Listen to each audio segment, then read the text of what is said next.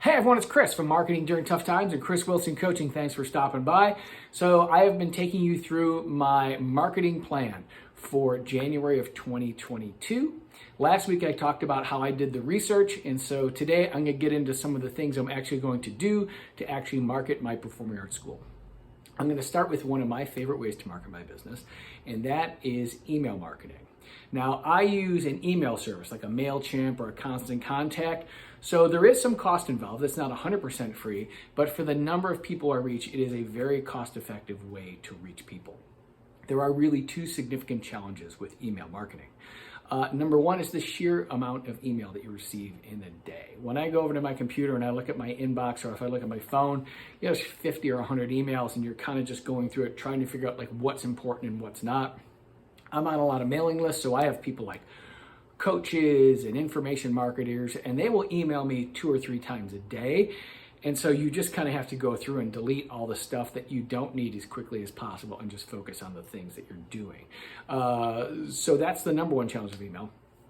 The second challenge are things like spam filters and other filters that are on these email programs. And I'm going to give you an example that's not really a spam filter, but Gmail has different mailboxes within your mailbox. So you have a primary mailbox, a social email box, and I think it's called a promotional email box. I never noticed the other two actually really existed. I've been using Gmail for about 6 months, and it was only recently I noticed there's 2 other email boxes. So when I go to the social email box, that would be emails from people, I guess, like YouTube and Facebook, and then promotional emails are just anything that's sales related.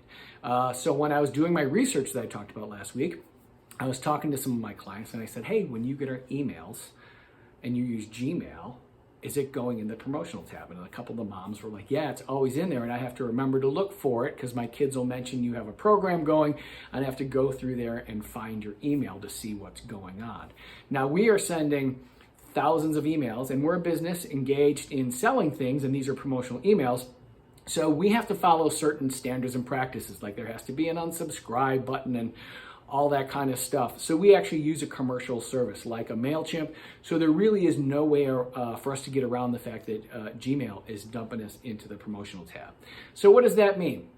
That means our subject line has become even more important than it ever has been. Subject line is always a very important thing because that's what people read. But if you're getting thousands of emails and I'm in the promotional tab alongside all these other people who really know how to market, my subject line has to stand out. Now, the thing used to be you put the person's name in the subject line, right? So it'd be, Chris, we have something special for you. Well, now when I go in the promotional tab and I have 100 emails in there, 50 of them have my name on it. So I just skip those because it's like they all look the same.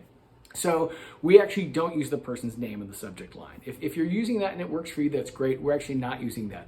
What we try to do is address something that appeals directly to them. So when we segment our email list, we try to segment it by some kind of logical group that we can have one subject line for.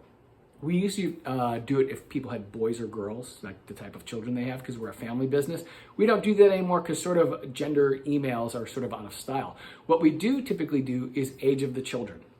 So we say, okay, these are preschoolers, so the subject line will mention new moms and preschoolers. And then when they open up the email, the headline will reference preschooling, and the offer will mention preschool moms. The rest of the email will be the same as all the rest of them. We'll just tweak it a little bit.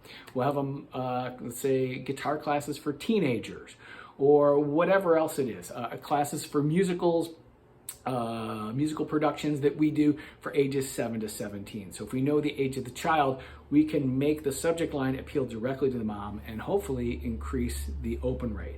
Now, we are keeping 90 to 95% of the email the same. All the emails look the same. We're changing the subject line, probably the headline, maybe something in the offer, and that's about it. So once we sort of have our email that we know works, we don't have to write all these different emails. We're just sort of tweaking it. So here's the review of just what we talked about.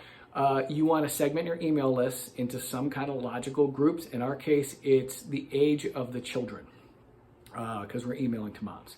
And the second thing is you're going to create subject lines for each of the groups in your email.